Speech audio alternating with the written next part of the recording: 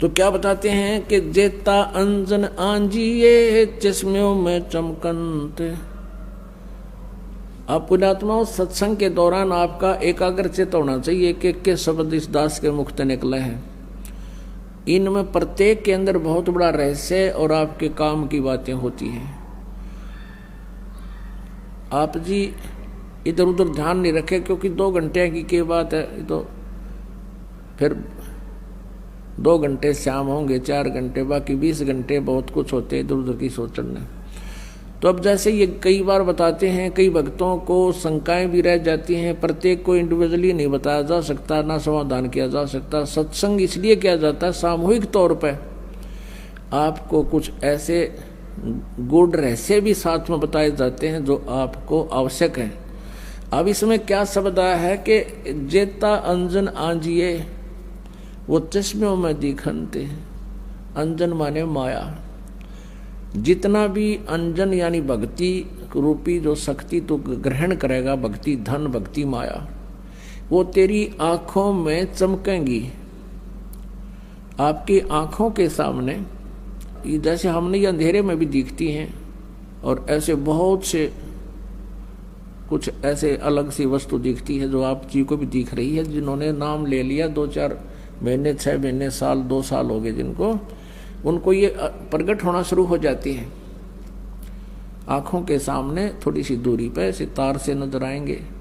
बहुत ज़्यादा और भी काफ़ी क्रियाएं अपने आप दृष्टिगोचर रहती। वो क्या है, हमारी जितनी भक्ति अंदर हमारी भक्ति बढ़गी, उसका लेवल है, उसका प्रतीक है कि आपकी भक्ति इतनी हो चुकी है।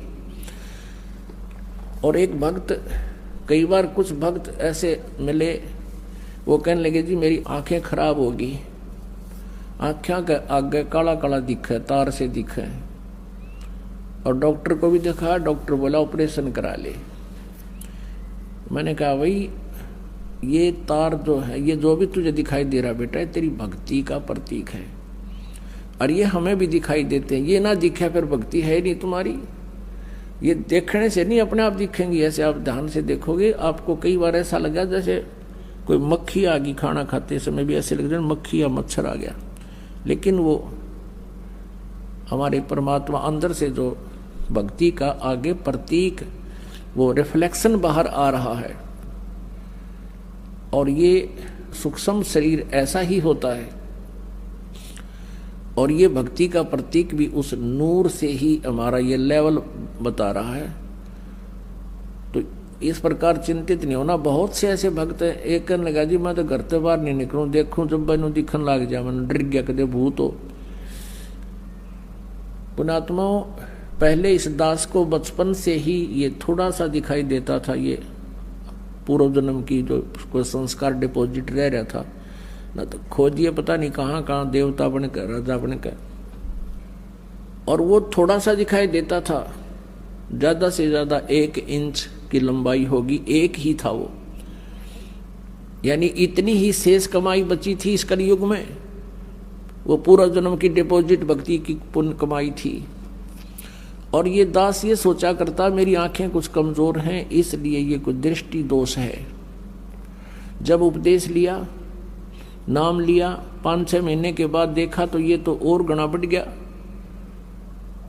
1 साल के बाद तो विघ्न हो गया, और ज्यादा बढ़ गया। मैंने सोचा बड़ी बात दिक्कत आई। तो गुरुजी उसमें वृद्ध बहुत थे, 104-5 वर्ष की आयु हो चुकी थी हमारे पूज्य गुरुदेव जी की। उनसे ज्यादा समाधान नहीं करा पाया करते, क्योंकि और भी बहुत भगत थे। हमारा नंबर भी देर से आता था, कभी आता कभी नहीं आता था। तो एक दिन दाव लग गया, और दास ने यही प्रकरण उनसे कहा कि गुरुदेव ऐसे ऐसे, पहले तो ये छोटा सा था, अब ये बहुत बढ़ गया, लगता आंखें और वीक हो जाएंगी। तब वो हंसे, कहने लगे बेटा ये तो तेरी भक्ति बढ़ गई, और यही तो प्रतीक है। आज तक मेरे को किसी ने नहीं बताया कि मेरे साथ ऐसा है जो आज आपने आकर बताई है। इसे से दई भक्ति ना करते बाकी के।